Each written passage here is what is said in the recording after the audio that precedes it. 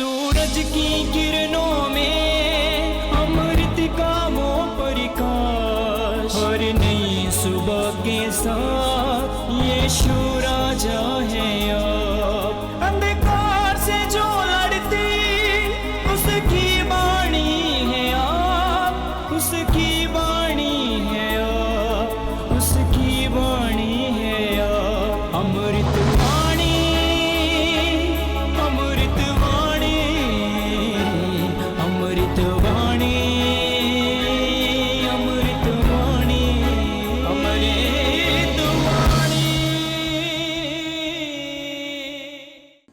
पहला पाठ गणना ग्रंथ अध्याय 12 पद संख्या 1 से 13 तक। मूसा ने एक इथोपियाई स्त्री से विवाह किया था। इस इथोपियाई पत्नी के कारण मिरियम और हारून मूसा की निंदा करने लगे। उन्होंने कहा, क्या प्रभु केवल मूसा के द्वारा बोला है? क्या वह हमारे द्वारा भी नहीं बोला है? प्रभु ने यह सुना। मूसा अत्यंत विनम्र था। वह पृथ्वी के सब मनुष्यों में सबसे अधिक विनम्र था। प्रभु ने तुरंत मूसा, हारून और मिरियम से कहा, तुम तीनों दर्शन कक्ष जाओ। तीनों वहां गए।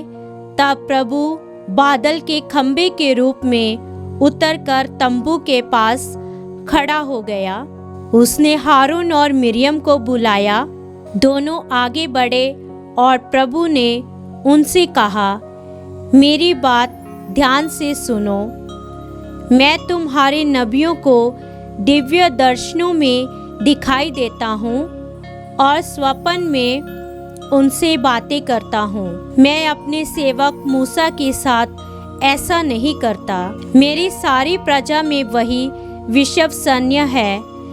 मैं उससे पहेली नहीं बुझाता, बल्कि आमने सामने स्पष्ट रूप से बातें करता हूँ। वह प्रभु का स्वरूप देखता है। मेरे सेवक मूसा की निंदा करने में तुम्हें डर क्यों नहीं लगा? प्रभु का क्रोध उन पर भड़क उठा और वह उन्हें छोड़कर चला गया। तब बादल तंबू से हट गया और मिरियम का शरीर कोड़ से बर्फ की तरह सफ़ेद हो गया। हारून ने मिरियम की ओर मुड़कर देखा कि वह कोढ़िन हो गई है।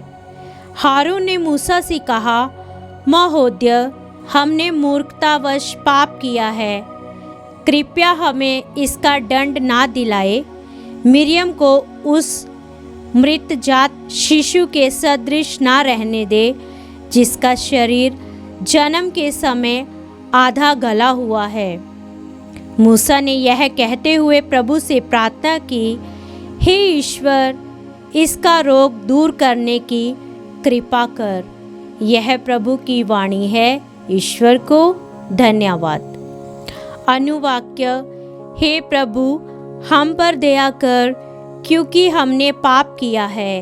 हे प्रभु, हम पर दया कर, क्योंकि हमने पाप किया है।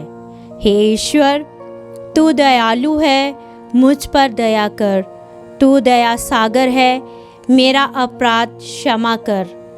मेरी दुष्टता पूर्ण रूप से धो डाल, मुझे पापी को शुद्ध कर। अनुवाक्य, हे प्रभु, हम पर दया कर, क्योंकि हमने पाप किया है। मैं अपना अपराध स्वीकार करता हूँ। मेरा पाप निरंतर मेरे सामने है। मैंने तेरे विरुद्ध पाप किया है। जो काम तेरी दृष्टि में बुरा है, वही मैंने किया है। अनुवाक्य, हे प्रभु, हम पर दया कर, क्योंकि हमने पाप किया है। हे ईश्वर, मेरा हृदय फिर शुद्ध कर और मेरा मन सुदृढ़ बना। अपने सात्रिध्य से मुझे दूर ना कर और अपने पवित्र आत्मा को मुझसे ना हटा। अनुवाक्य, हे प्रभु, हम पर दया कर, क्योंकि हमने पाप किया है। जय घोष, हालेलुया। गुरुवर आप ईश्वर के पुत्र हैं, आप इस्राएल के राजा हैं। हालेलुया। संत मत्ती के अनुसार पवित्र सुसमाचार अध्याय 14 पद संख्या 22 से 36 तक। लोगों के तृप्त हो जाने के बाद यीशु ने अपने शिष्यों को इसके लिए बाध्य किया कि वे नाव पर चढ़कर उनसे पहले पार चले जाएं। इतने में वे सभी लोगों को विदा कर देंगे। यीशु लोगों को विदा कर एकांत में प्रार्थना करने के लिए पहाड़ी पर चढ़े। संध्या होने पर वे वहां अकेले थे। नाव उस समय तट से दूर जा चुकी थी। वह लहरों से डगमगा रही थी क्योंकि वायु प्रतिकूल थी। रात के चौथे पहर यीशु समुद्र पर चलते हुए शिष्यों के पास आए। जब उन्होंने यीशु को समुद्र पर चलते हुए देखा तो वे बहुत घबरा गए और ये कहकर ये कोई प्रेत है, डर के मारे चिल्लाने लगे। यीशु ने तुरंत उनसे कहा, धीरज धरो, मैं ही हूँ, डरो मत। पेतरुस ने उत्तर दिया, प्रभु यदि आप ही हैं तो मुझे पानी पर अपने पास आने की आज्ञा दीजिए।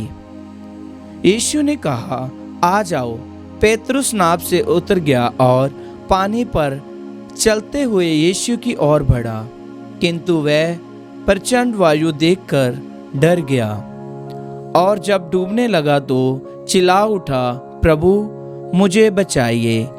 यीशु ने तुरंत हाथ बढ़ाकर उसे थाम लिया और कहा, रे अल्पविश्वासी, तुम्हें संदेह क्यों हुआ?